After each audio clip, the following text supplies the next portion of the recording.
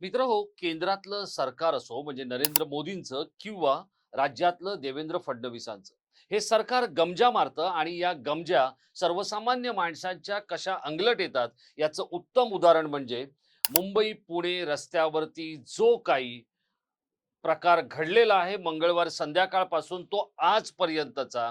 आणि आता हा व्हिडिओ मी ज्या वेळेला शूट करतोय त्यावेळेला मुंबई आणि नाशिक रस्त्यावर सुद्धा शेकडो वाहनांना कोंडीत अडकून पडावं लागलेलं आहे. मुंबई पुणे जो महामार्ग आहे ज्याला आपण यशवंतराव चव्हाण द्रुतगती महामार्ग म्हणतो, या महामार्गावरती जो काही टँकर विषारी अ, वायूचा टँकर उलटून जे घडलं ते इतकं भयंकर आहे की याची कल्पना न केलेली बरी.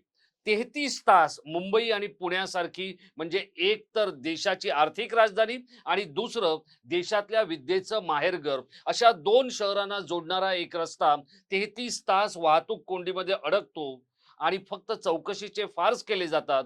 यावर राज ठाकरे यांनी आपली अत्यंत खरमरीत अशी प्रतिक्रिया दिलेली आहे. पण खरंच सरकार या सगळ्या गोष्टींकडे बघणार आहे का?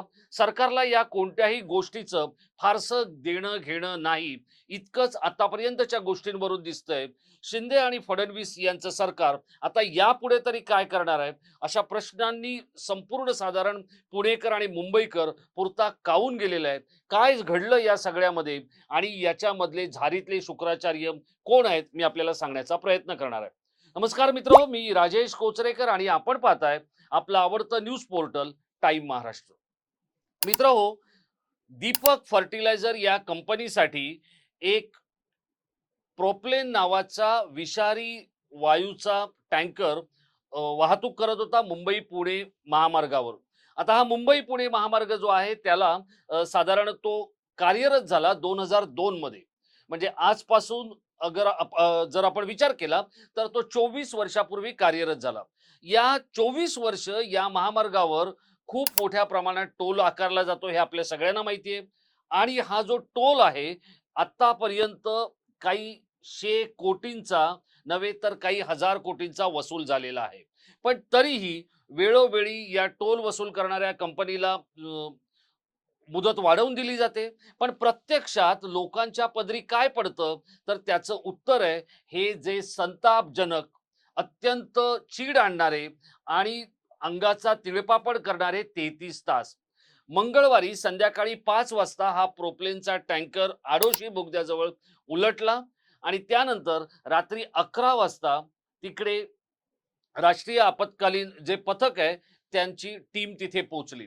पण हा जो टँकर उलटल्यानंतर या उलटलेल्या टँकरमध्ये किंवा हा जो नादुरुस्त झालेल्या टँकरमध्ये घडलं काय, तर 3 ठिकाणी तो लिकेज झाला होता. 3 ठिकाणी तो फुटला होता. आणि याच्यामधून येणारा जो विषारी वायू आहे, हा विषारी वायू जर कोणी समजा मोबाईल फोन सुरू केला किंवा जर तिथे एखादी ठिणगी पडली किंवा जर तिथे कोणत्याही स्वरूपाचा दुसऱ्या गाड्यांची टक्कर झाली आणि जर त्यातून काही स्पार्किंग झालं, तर एक ठिणगी सुद्धा या भागामध्ये प्रचंड मोठा अग्निप्रलय करू शकली असती. आणि त्यामुळेच इथे इथली वाहनं रोखण्याचा जो काही निर्णय होता तो घेण्यात आला. आता हा वाहनं रोखण्याचा निर्णय कोणी दिला, तर भारत पेट्रोलियम या कंपनीने.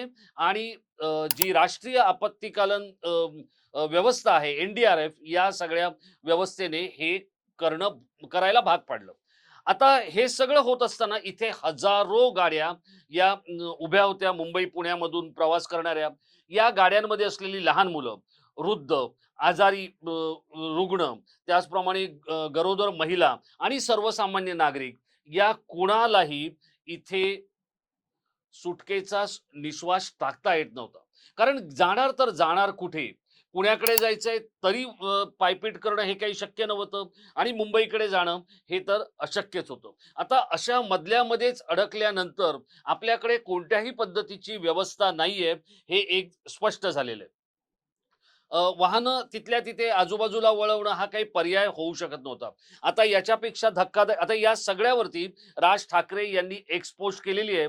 आणि नुकतीच म्हणजे केंद्रीय अर्थसंकल्पामध्ये जी हायस्पीडची घोषणा केलेली आहे, या हायस्पीडच्या घोषणेवरतीच राज ठाकरे यांनी भाष्य केलेलं आहे.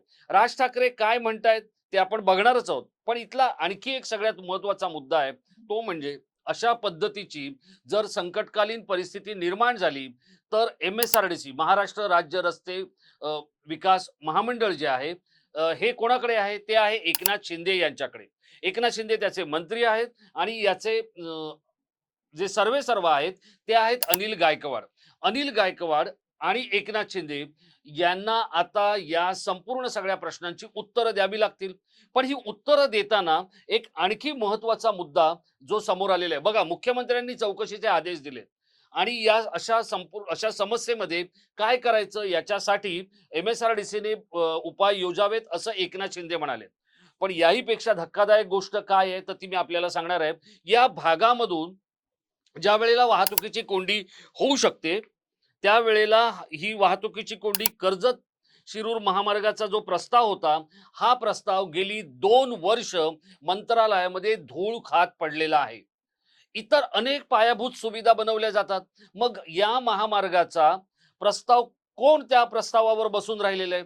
कोणाला तो प्रस्ताव करायचा नाहीये किंवा कोणाला आपल्या मर्जीतला ठेकेदार मिळत नाहीये. त्याचं टेंडर का निघत नाही? या प्रश्नांची उत्तरं सुद्धा आता मिळणं गरजेचं आहे. कारण हा एक अत्यंत गंभीर विषय आहे. बघा, आता ज्यावेळेला अशी आपत्कालीन परिस्थिती निर्माण होते, त्यावेळेला या ठिकाणी कुणाचा गुदमरून बळी गेला नाही. इथे कोणतीही आगीची मोठी घटना घडली नाही. हे आपलं नशीब.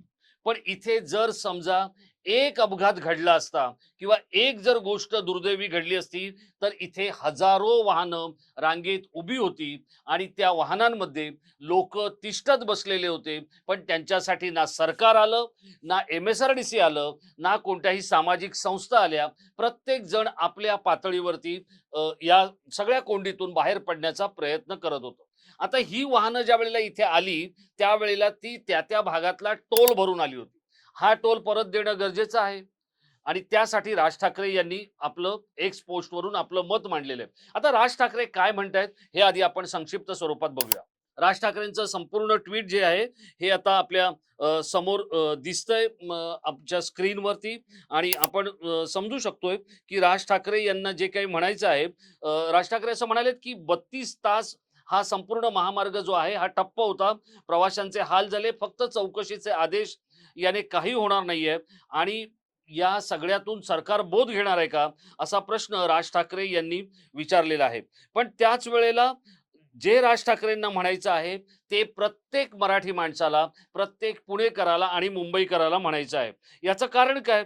तर टोल घेणाऱ्या व्यवस्थेची जबाबदारी आहे, की या रस्त्यावर जे काही घडेल किंवा जर समजा आपत्कालीन परिस्थिती आली, संकटसमयी काहीतरी मदतीची गरज आली, तर ती पुरवणारी व्यवस्था आपल्याकडे नाही, हे आता स्पष्ट झालेलं आहे.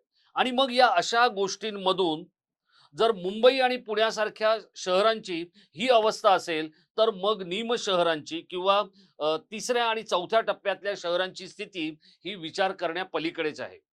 आता या सगळ्या गोष्टींचा जर आपण विचार केला तर या भागामध्ये एकूण 14 घाट येतात आणि या 14 घाटांना जोडणारा जो रस्ता आहे किंवा या 14 घाटांना पर्यायी व्यवस्था करून जर समजा अशा पद्धतीची भविष्यात काही अडचण निर्माण झाली, तर त्यातून कसं नेमकं कोणाला बाहेर काढायचं? आता जे काही हृदयविकाराचे रुग्ण होते, गरोदर महिला होत्या किंवा जे काही लहान मुलं होती किंवा ज्यांना या संपूर्ण सगळ्या प्रदूषणाचा किंवा या वाहतूक कोंडीचा प्रचंड त्रास होत होता, यांच्यासाठी कोणतीही गोष्ट हे सरकार आणि हे व्यवस्थापन किंवा हे इथलं प्रशासन देऊ शकलं नाही. ही एक सगळ्यात महत्त्वाची अडचण आहे. आता हा जो प्रोप्लेन वायू जो होता, याचा जो टँकर उलटला, तो 3 ठिकाणी लीक झाला. त्यापैकीच्या तिसऱ्या ठिकाणी जे काही त्याच्यावर मलमपट्टी करायची होती की त्यातलं लिकेज बंद करायचं होतं. ही तिसरी जागा जी आहे, ही या सगळ्या तंत्रज्ञांना किंवा या रिपेअर करणाऱ्या मंडळींना सापडत नव्हती आणि ती बुधवारी रात्री उशिरा 11 वाजता सापडली आणि त्यानंतर सगळ्यांनी सुटकेचा निश्वास टाकला. अन्यथा या संपूर्ण भागामध्ये प्रचंड मोठा अग्निप्रलय होऊ शकला असता आणि फक्त 200-500 नव्हे तर हजारो लोक या ठिकाणी मृत्युमुखी पडू शकले असते.